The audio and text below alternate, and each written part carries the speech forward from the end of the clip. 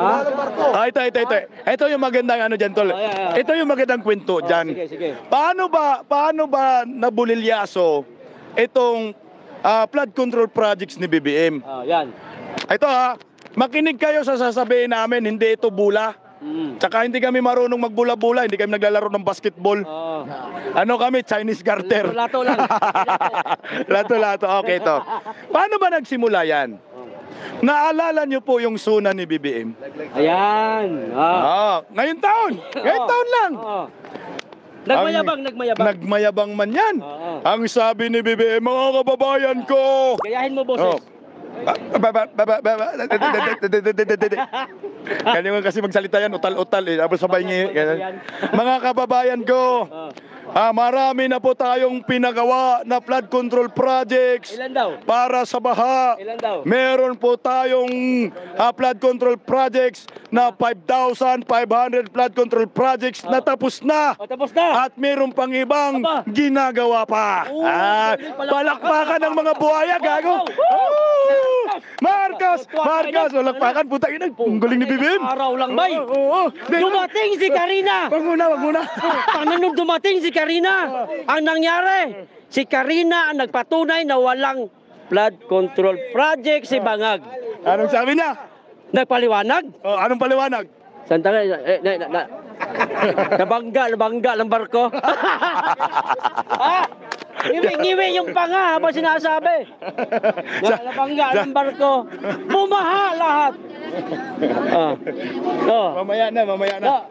Nabangga ng barko. Yung isa. Pagkabangga ng barko ko noon ng flood control project sa nabutas, bahalat. Lahat ng flood control 5,500 na sira. Isipin mo, isa lang yung binangga, bumaha lahat buong Pilipinas. Baka naman isa lang. Ito yung matindi niyan, tol. Hindi bumaha na, lubog na buong Metro Manila. Loko guys, first time nangyari na yung presidente nag-motorcade sa baha. Umikot siya, sumakay siya ng, akala ko naman lulusong sa baha. Siyempre, sumakay ng truck. 6x. Kaway-kaway siya sa mga nabahaan, wala mang inabot. Baka akala, kampanya pa rin. Baka. Kakaway-kaway sa hangin. Sabi ng mga binaha doon sa Valenzuela, hindi magkakaway-kaway, wala man inabot kahit isa. So ngayon, ito na. Bumaba sa Valenzuela. Sabi na, nagbago tol. Nagbago yung desisyon niya sa buhay niya. Yung pagbangga ng barko, yung flood control projects, nabago yung sistema. Sabi ni BBM, alam mo kayo mga Pilipino, kaya kasi bumaha dahil hindi kayo marunong magtapon ng basura binarahan ng basura ang flood control kaya bumaha. Sinisi naman ang basura nga. Basura na naman. Pero bago niyan, ipinagmalaki niya sa suna niya. Ang sabi naman niya sa suna niya, mga kababayan ko, sa loob lamang ng 4 na buwan, ay meron kaming nalikom na basura na 250 tonelada na basura. Putang ina, tapos kinabukasan tol, sabi binara daw tayo ng basura. Paano nangyari yon? Binagyo uli. Sige. Ano ba sa nangyari doon? Binagyo muli. Sabi ni Bagyong Karina. Ito muna. Ako muna. Sabi ni Bagyong Karina, itong mga Pilipino hanggang kayong tanga pa rin. Binagyo ko na nga para malaman ninyo na walang flood control projects na ginastosan ng 1.4 billion a day, 550 billion pesos. Ayaw pa rin magreklamo. Bagyuhin niya ni Enteng. Binagyo ni Enteng. Putang ina, ito na matindi tol. Ito na. Baha na sa Antipulo, Marikina, lubog na. Nagbaliw-baliwan ang buwang. Hindi ba yun? Hindi ba yun? Akala ko yun na yun. Sige, tuloy mo. Si Tambaloslos yun. Hindi. Nagbaliw-baliwan din siya. Sa kay Inteng? Hindi. Baka dun sa sa Bicol na yan. Kay Leon na yun. Ito muna. Putang ina, sabi. Pag kay Inteng, in-interview na naman siya. Sabi na, Pangulo, sabi ng media, Pangulo, bakit bumaha na naman? Sabi ni BBM, alam nyo kasi, kaya bumaha, ang problema yung hangin. Matangin na, no? Nabangga ng barko ngayon, kaya pumaha. Ngayon hangin na naman. Aba, ang layo, putang ina. Ay, tayo, Baka mati. wala pang tulog. Ito matindi, tol. Lubog na yung taga Marikina. Lubog na yung taga Antipolo. Pati mga bahay, tinangay na. Pati mga sasakyan, tinangay na. Lubog na lubog. Sabi ng mga taga Antipolo, Marikina, BBM, pahingi kami ng ayuda. Puki ng ina si Tambaloslos. Alam mo ba saan yung bagyo? Sa Antipolo, Marikina. Sa Luzon yung bagyo. Saan yung ayuda? Sa Davao. Sa Mindanao. Putang ina. Ang galing talaga. Baluslos to. Gusto pang ligawan ng mga taga Davao. Akala na siguro maniniwala ang taga Davao sa kanya. Hunghang. Tatanggap lang ang mga taga Davao. Duterte pa rin yan. Baliw. Ang tindi, tol, no? Lubog na yung Marikina, Antipolo. Ang baha sa Luzon, ang ayuda sa Mindanao. Sabi ni Mayor Baste, damihan niyo pa yung ayuda. Pero magkano ba pondo ng ayuda na yan? Sige, ayan. Annual budget ng pondo para sa ayuda, magkano may alam ka? 450 billion yun, tol. Sige. 450 billion. Paliitin natin para masyado nakakahiya sa kanila. Gawin na lang natin 250. Sige. May tawad. 200, tawad na lang. Yung 250 billion na pondo para sa ayuda. Lahat ba na ipamigay yun? Hindi. Maniniwala kayo sa putang inang tag 5,000 binibigay na yan, tapos 5 kilong bigas, 450 na yon billion? Okay. May pinto din dyan, tol. May pinto din dyan. Okay. Namigay na. Namigay na ng ayuda. Tol. Pandarin mo na, tol. Taka mo na, tol. Teka mo na, tol. Mamaya na. Hindi pa lang tayo. Wala pang organizer, tol. Mamaya na. I-stop mo muna, tol. Walang mga organizer pa, tol. Walang Mamaya, lalabas organizer, pa yung tol. mga kaibigan natin. Okay, ito. Ito, ando na sa Davao, tol. Oo. Kay Migs Nograles. Tagal lang inaantay ko. Akala siguro ni Tambaloslos, yung mga taga Davao, ay bilib na sa kanya. Sabi ni ano, tol? Sabi ni Nograles. Si Budoy. Sabi ni Nograles. Hindi si Nograles, Mga taga Davao. Baka naman. alam ko na yan. Teka, baka naman, Baka naman, lakasan natin yung palakpak. Hindi pagkakasabi. Sige. Sabi ganun. Mga higala, mga kaigsunan na kung mga taga Davao. Itagalog mo, tol. Hindi, sabi, Bisaya yung pagkakasabi Sige. Baka naman, nandito yung ating speaker. Baka pwede, baka pwede nating pasalamatan sila. So baka, parang nakikiusap ba? Kasi ang taga Davao ayaw talaga pasalamatan. So napahiya, in short napahiya. Ay putang So ina. ang ginawa, nakiusap sila. Okay. Ngayon namigay muli ng ayuda. Alam mo ba saan? Saan? Sa kaharian ni Buying Rimulya. Pumunta ng Cavite, dito na to, tol. Dito na. Ano nangyari doon? Magkano yung ginastos sa isang araw namigay ng ayuda sa Cavite? Walang bagyo, ha? Walang bagyo. Ang tindi talaga nila, no? Walang bagyo namigay ng ayuda. 1 billion pesos. 1 billion pesos. Sa Cavite lang? Sa Cavite, isang araw, 1 billion yun, tol. Isang araw. Tindi, no? 1 billion pesos. Ay, namigay na ng ayuda. Sabi ng kongresista doon, si Advin Cula, kasama si yung anak ni Bong Revilla. Sino ba yun? Basta Revilla. Basta yun. Sabi ng si Ryan Revilla, no? Pinakilala si Tambaloslos. The People's Speaker Martin Romualdez. Walang sumigaw. Wala talagang sumigaw. So, tapos, tapos, may bago, sabi, please welcome, Attorney Martin Romualdez. Wala pa rin sumigaw. Wala pa rin sumigaw. Binanggit ulit. Nandun si Tambaloslos noon? Nandun na. Okay. Pumasok na. Pakaway-kaway. Walang kumaway. Hindi nga, parang nakita.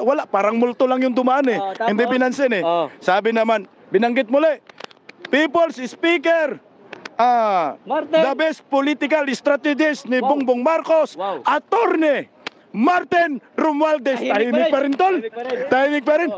Tahimik pa rin. Para umingay, anong ginawa? Puta, hindi nakatiis yung dalawang kongresista. Kasi ayaw man nila mapaya kay Tambalaslas. Kinuha yung microphone. Sabi, oh. Ngayon, sabi ni Rebilla ba yun? Oo, sabi, ngayon lang ako nakakita na binigyan ng 5,000 at 5,000 piso at 5 kilong bigas na malungkot. Sabi ng isang kongresista, sabi ni Rebilla, ay bahala na si Kong Advincula sa kanyang sasabihin. Sabi ng isang kongresista, kung sino po yung hindi sisigaw ay hindi bibigyan ng ayuda. Ayun na, doon na. Okay na ina na yan, ha? Ayun na. At doon din ba yung sinabi na, sino yung pinakamaingay? Doon nga. Ayun na nga, tuloy mo. Doon na nga. So ngayon tinawag na si tinawag na si Romualdez. Pagtawag kay Romualdez, wala pa rin pumalakpak, tol. Wala. Sabi ni Bongbong Rebilla, magbaliw-baliwang ka. Magbudu-budu yan. Sabi ni Martin Romualdez,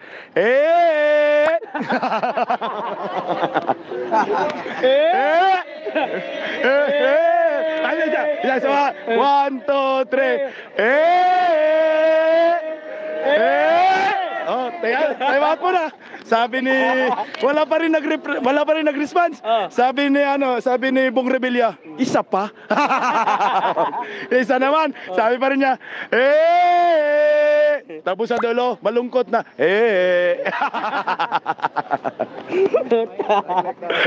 Utang ina, dumating ang super typhoon. Na dito na. Sino Yung pinakaunang super typhoon sa Bicol, si Kwan, Leon. Hindi, huli na si Leon eh. Huli na yun. Christine.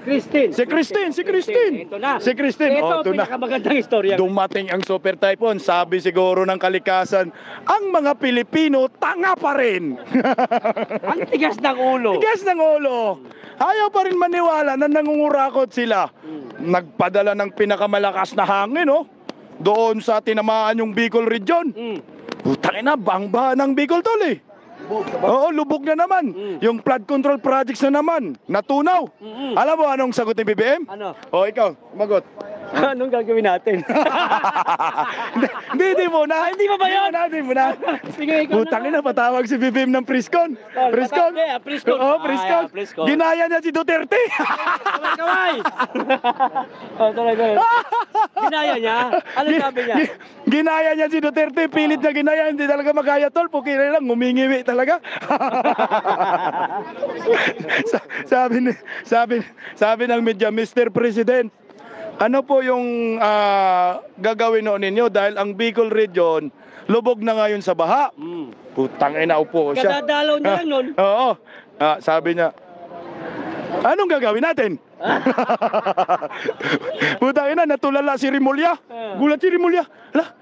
Walang alam. Anong gagawin? Humingi ng rubber boats si Lini Robredo. Padala naman kayo po ng rubber boats. Ang problema. Ang sabi, kahit yung sa Davao doon na rubber boats, kuhanin niya. Tapos ang Davao ngayon, ginigit-git nila. sabi ni BBM, sa mga ahensiya ng gobyerno, NDRMC, yung rubber boats natin sa Mindanao, kunin ho ninyo, ipadala ninyo sa Luzon. Ni Maltol, di pa dumating pa rin yung rubber boats. Hindi dumating. Natapos na lang yung bagyong Christine, wala pa rin rubber boats.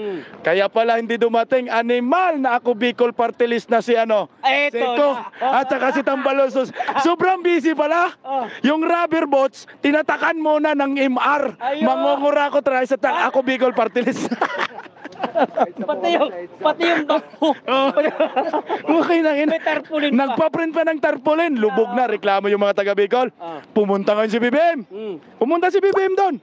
Alam mo ba anong sinasabi niya? Kung bakit binaha sa Bicol? Putang ina, tol, na-overwhelm daw ang flood control project. Putang. Animal kita. Sabi ng media kasi noon, Mr. President, payag ka ba imbestigahan ang flood control projects? Sabi ni BBM, Bakit? Imbestigahan ninyo. May flood control projects naman ah. Meron naman talaga. Talagang ano lang talaga. Na-overwhelm lang yung flood control projects. Meron eh. Kaya tayo gumagawa tayo ng bagong flood control projects, ay gago. Di ano na, bagong ano naman, gastos. Gastos na Mangungutang na naman. Ito na. Sos, bumagyo muli. Ayun na. Leon. Si Leon. Si Leon. Oh. Baha na naman ng Bicol. Ayun na. Baha na naman. Anong sinabi niya? Ano nga sinabi niya? Hindi ko matandaan. Hindi ko na matandaan. Putang ina. Anong sinabi niya sa Leon? Sa Leon? Ano sabi? Ha? Naganguro ang Leon. Tangina. Sabi ng Leon ganito. Sabi niya, talagang ano talaga?